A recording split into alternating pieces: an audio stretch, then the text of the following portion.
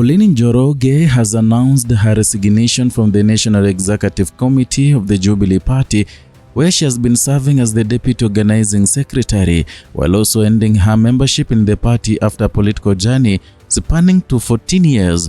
The resignation takes effect immediately and marks the conclusion of a chapter she describes as one of the most defining periods of her public life.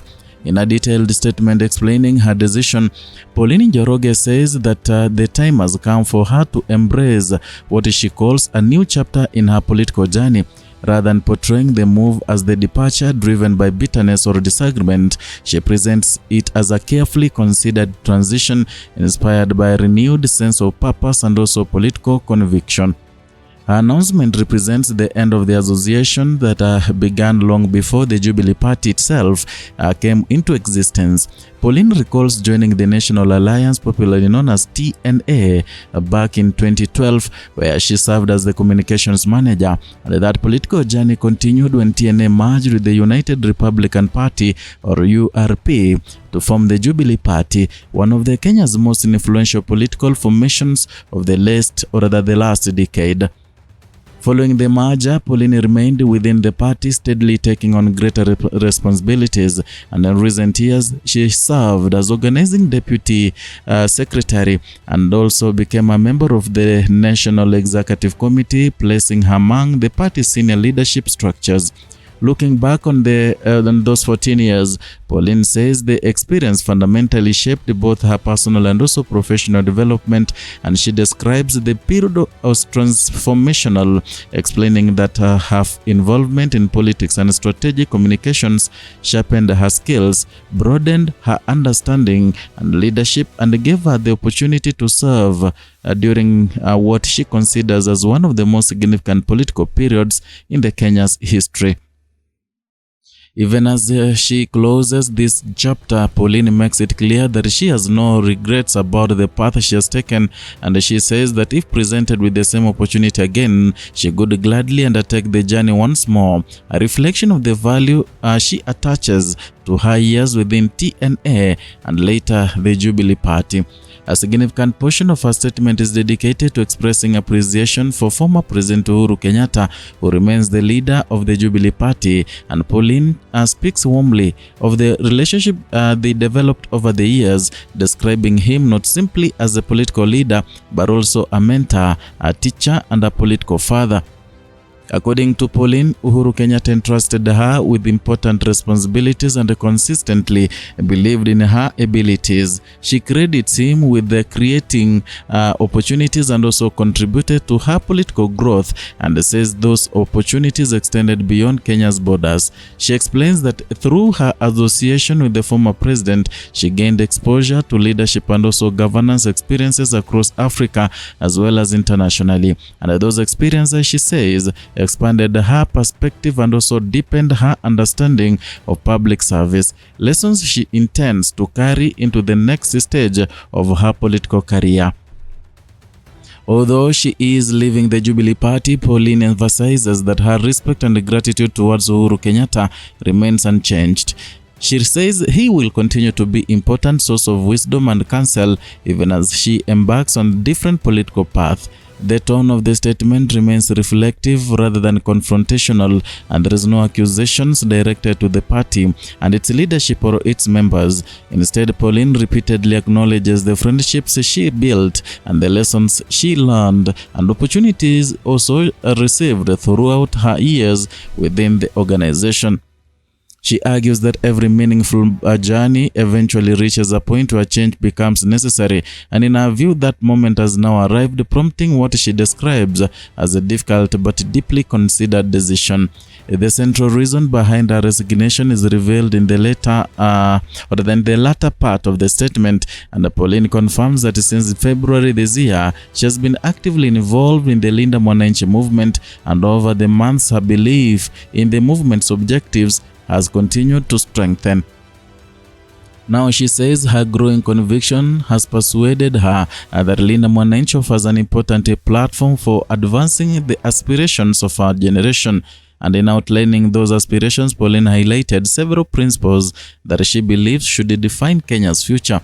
Among them are good governance, adherence to the rule of law, and also constitutionalism, accountability, and servant leadership. These values, she says, are at the heart of the movement she has chosen to support, and also are at the central to the political direction she now wishes to pursue. Pauline explains further that these convictions also align with the broader one-term call. She characterized the one-term not merely as a demand for political transition, but also as a broad appeal for national renewal founded on integrity, constitutionalism, and also leadership that places citizens at the center of governance. Importantly, Pauline frames her decision as one of them motivated by shared principle rather than personal ambition, and according to her statement, she is leaving Jubilee because she wishes to dedicate herself fully to this cause, and also believes doing so requires a complete commitment. That commitment, she explains, cannot be divided between the two political paths, and consequently she has chosen to end up 14-year association with the Jubilee Party in order to focus entirely on the Linda Mwananchi movement and the ideals it represents. As she reflects on her departure, Pauline acknowledges the emotional significance of leaving what she calls her political home. 14 years is a substantial period in any political career, and throughout that time, she witnessed major developments within Kenya's political landscape, beginning with the formation of TNA, the creation of Jubilee through the merger with the URP, and her eventual rise into the party's senior leadership. Despite closing this chapter, Pauline's statement avoids presenting the move as a rejection of her past, and instead she consistently emphasizes appreciation. She says she lives with gratitude in her heart, carrying cherished friendships and also invaluable lessons, and also profound respect for the party and the leaders alongside whom she served. That emphasis on the gratitude is one of the defining features of her resignation message.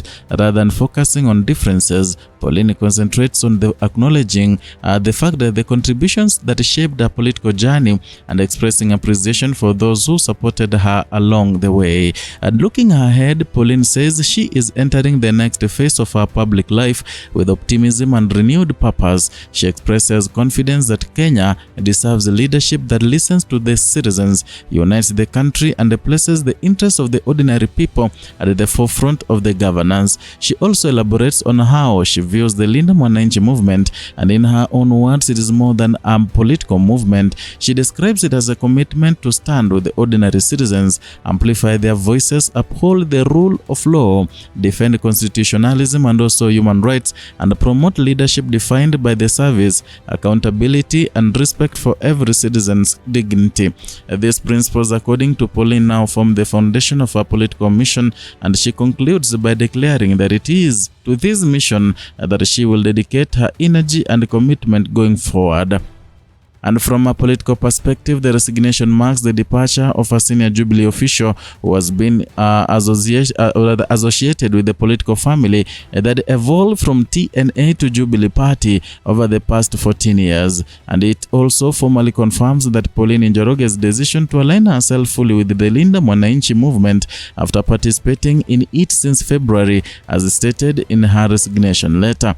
And while the statement does not announce any new political office, coalition agreement, or electoral plan, it clearly outlines the motivations behind the decision, and Pauline presents her resignation as the natural conclusions of one political chapter and the beginning of another, rooted in principles she says reflect her convictions about Kenya's future.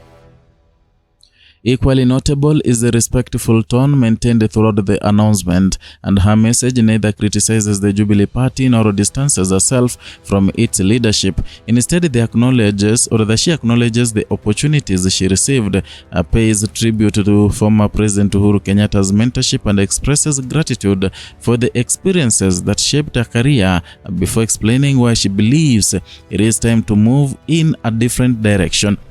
As Kenya's political landscape continues to evolve, Pauline Njoroge's resignation adds another development to the ongoing realignment of political actors and movements. Her statement makes clear that her focus will now be directed towards the Linda Mwananchi movement and the values she believes it represents, while closing the door on a 14-year chapter within the Jubilee Party with appreciation rather than acrimony. And what are your thoughts on this development? Share your views in the comments section below. And if you are enjoying this report, don't forget to like, subscribe and turn on the notifications for more in-depth political news and analysis.